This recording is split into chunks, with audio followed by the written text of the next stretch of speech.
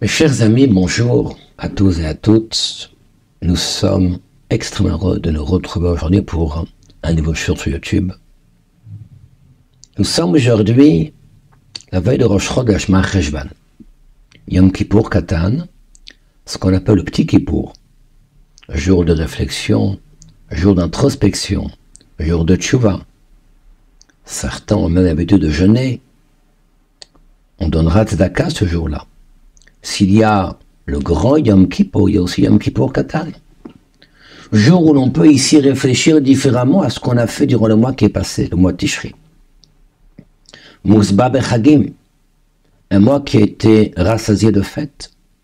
Et maintenant, nous allons prendre cette nouvelle direction, ce nouveau départ, ce nouvel élan pour cette nouvelle année.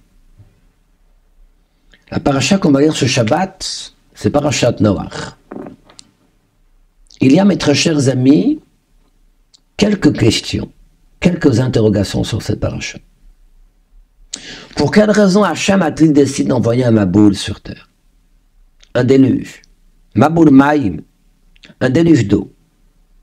Ce déluge d'eau, Arbaim Yom, pendant 40 jours, qui va paralyser Noach, sa femme, ses 3 enfants et ses 3 belles-filles, pendant quelques 150 jours, une demi-année, où Noach sera dans cette arche. Qu'est-ce que la Torah a besoin de nous raconter? Torah, c'est Kiem Chayenu. Torah est source de vie. Torah est un enseignement, mais la Shana pour nous tous et toutes. Lorsque nous avons cette paracha, qu'est-ce qu'il faut en apprendre? Lorsqu'une personne se comporte mal, alors Hachem détruit le monde. C'est ça qu'il faut apprendre, cette paracha. Y a-t-il un message? Bechad Yom Yom. Bien sûr que Kishrit Kol Basar Kol Haaretz, une corruption était présente. Mais Bechad Yom Yom, la vie tous les jours, nous juifs, hommes, femmes et enfants, qu'est-ce qu'il faut apprendre de cette paracha? Ma messe, quel est le message? La seconde question qu'il faut se poser, nous constatons que la terre a perdu une épaisseur de 3 tfachim. 3 tfachim de terre ont été extraits, ont été retirés de la terre, environ 30 cm. Quel intérêt? Pourquoi? Une autre question qui se pose en marquant que Akadosh Baruch Hu a autorisé Adam Arishon de consommer uniquement Yerek Esev, c'est-à-dire uniquement la végétation, la verdure, les plantes. Par contre, tout ce qui est Chai, animal, il était interdit de consommer les animaux. Interdit. Pas d'abattage rituel, pas de shrita. Avant le don de la Torah, on ne tuait pas les animaux. Et que se passe-t-il avec Parashat Noach? La Torah, Hachem s'adresse à Noach et lui dit qu'à partir de maintenant, vous avez le droit de consommer Bassar Behema, Bassar Chaya, la chair des animaux. Ma pitom, que se passe-t-il?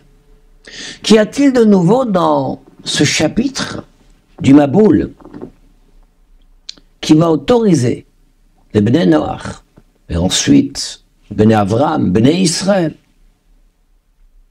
à consommer toute viande avec les signes de la Kashrut, le don de la Torah, tel que nous le savons?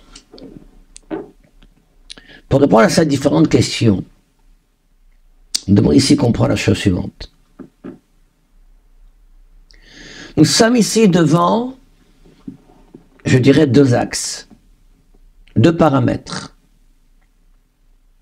Shamayim va'aretz, le ciel et la terre. À l'origine, Bereshit bara Elokim, parmi les choses qu'Hachem a créées au début, Shamayim va'aretz, le ciel et la terre. Nous sommes censés établir un lien étroit qu'il y a entre le ciel et la terre. Nous sommes censés comprendre que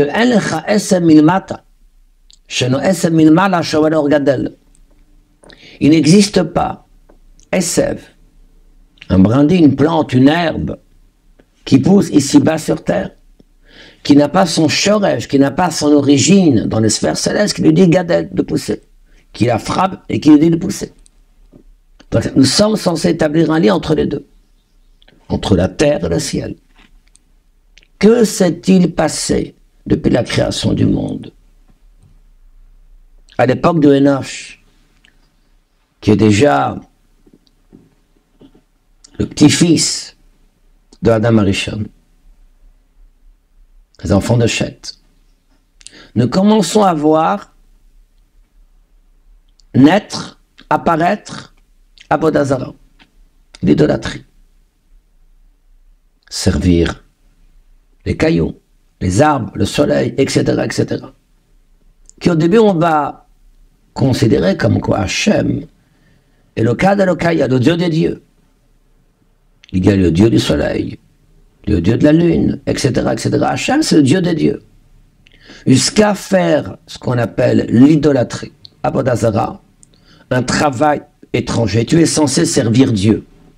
Tu n'es pas censé servir ni le soleil, ni la lune, ni les étoiles.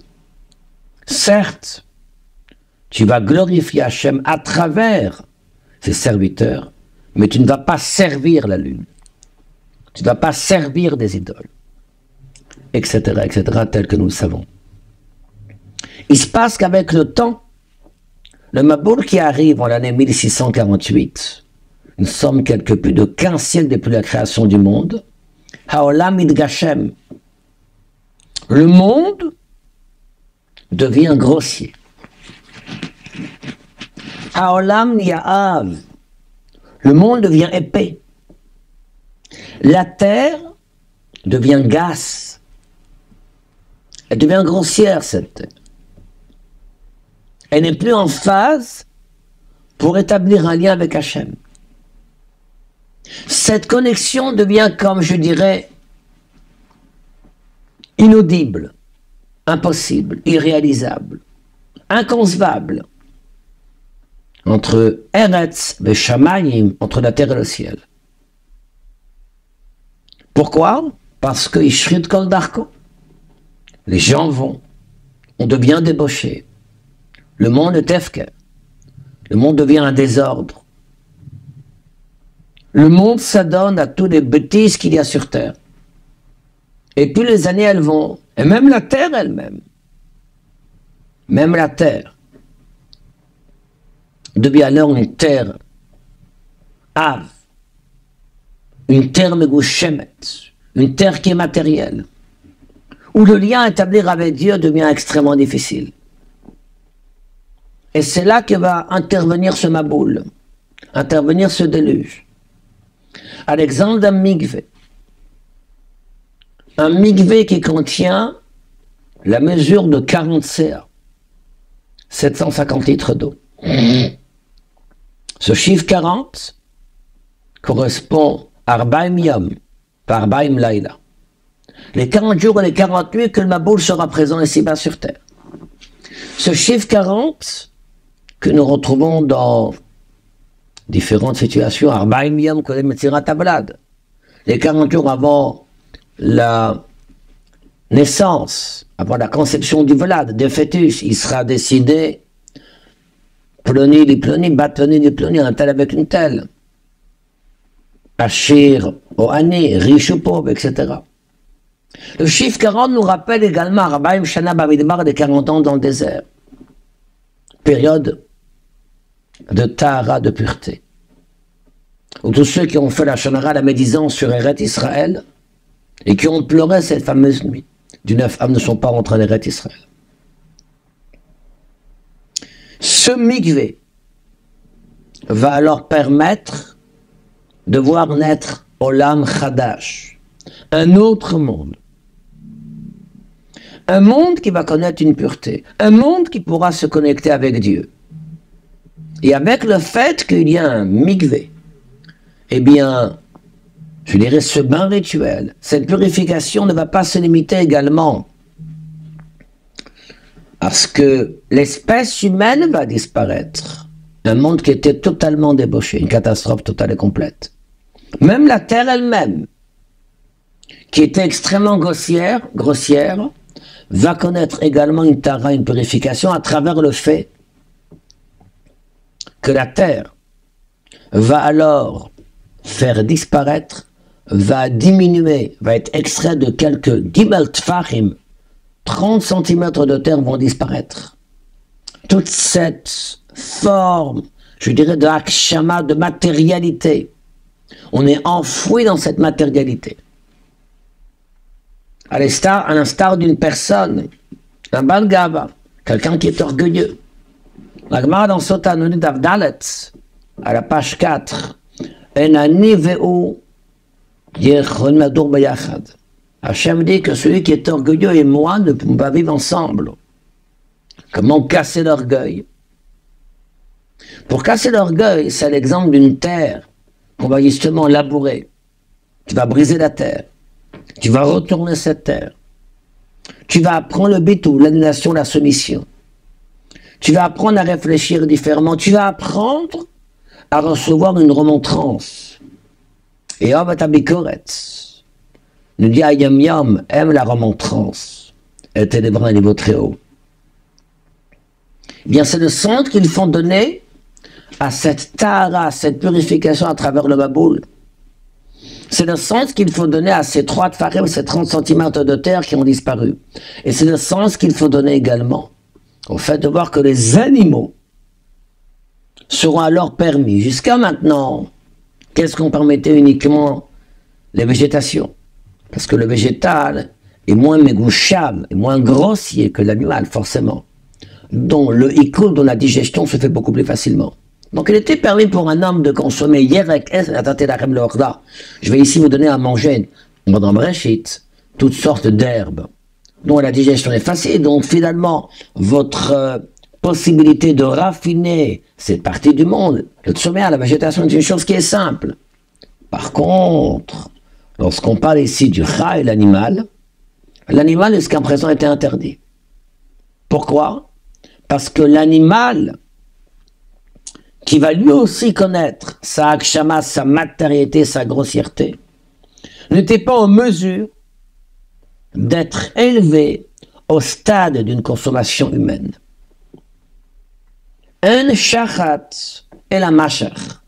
Chazal disent que la shrita, l'abattage rituel que nous faisons, c'est machar, c'est une meshicha, c'est une permission, c'est ce qui permet d'élever l'animal qui était au stade de chay, qui va devenir ma'achal adam, qui va devenir une nourriture humaine. Car nous savons qu'il y a 4 règnes. Adam, Medaber, Chait, Someyar, Medomem. L'être humain, l'animal, le végétal et le minéral. Et chaque règne aspire à son élévation. Il y a des cours, ce sont des pierres qui se développent. C'est le stade intermédiaire qu'il y a entre le minéral et le végétal. Il y a des herbes qui sont des herbes carnivores. C'est l'intermédiaire qui est entre le végétal et l'animal. Il y a aussi des animaux qui ressemblent aux êtres humains, le singe, le coff. L'intermédiaire qu'il y a entre l'animal et l'humain. À quoi l'humain doit-il ressembler à Hachem? Ça, c'est son but ultime. Et c'est justement la raison pour laquelle l'animal va devenir parmi après le mabou, le déluge, expression de cette faculté qui est donnée à l'être humain de pouvoir raffiner également l'animal. Et à partir de Noach, sera donnée à l'être humain la possibilité de raffiner le monde. C'est une préparation dont la Torah. C'est une préparation au fait de dire que nous avons la possibilité de pouvoir sanctifier ce monde et que ce monde devienne un cli, un réceptacle pour Elokut, pour la divinité. Chose qui était tout à fait inconcevable avant le déluge. Et donc c'est ça finalement le symbole. Le sabbat qu'il faut apprendre dans cette paracha, Bechaya Yamer, dans la vie de tous les jours, c'est si nous voulons devenir et être les kelim, les réceptacles pour la divinité, c'est un travail au quotidien. Et si on voit ici des midot ra'ot, de mauvais comportements, si on voit ici des aptitudes qui ne sont pas aptitudes de Torah, si on voit des manières d'agir qui vont à l'encontre de la Torah, et que de manière répétitive, nous le faisons au quotidien, forcément, ça va éloigner l'homme de toute possibilité de devenir un clé pour le coup, de devenir un réceptacle pour Hachem. Celui qui, de manière répétitive, fait une avéra, celui qui va dans une débauche intellectuelle, débauche sentimentale, débauche physique, à n'importe quel niveau que ce soit, celui qui va dans une esquéroute, un abandon personnel, alors forcément, est en train fidèlement de matérialiser, de grossir et de rendre grossier l'être qu'il est. Il lui est demandé de passer au mikvé. Il lui est demandé de rentrer dans les lettres de la Torah. Il lui est demandé de rentrer dans les lettres de la Tfila. Il lui est demandé de rentrer dans les lettres des Tehillim, de mettre une pièce à la Tzedaka, à ce que son corps se réhabitue à être le vecteur de la divinité. Alors faisons en sorte que cette parasha Noach, puisse être pour chacun d'entre nous un message, à nous plonger, à nous immerger à mesure du possible dans une prise de conscience de Torah, une prise de conscience d'une parole de Tfila, une prise de conscience d'un mot de Tfila, qui nous amènera ici une tara, une pureté, et nous fera connaître Olam Chadash, un nouveau monde, un monde de Torah à la portée de chacun. Merci, à bientôt.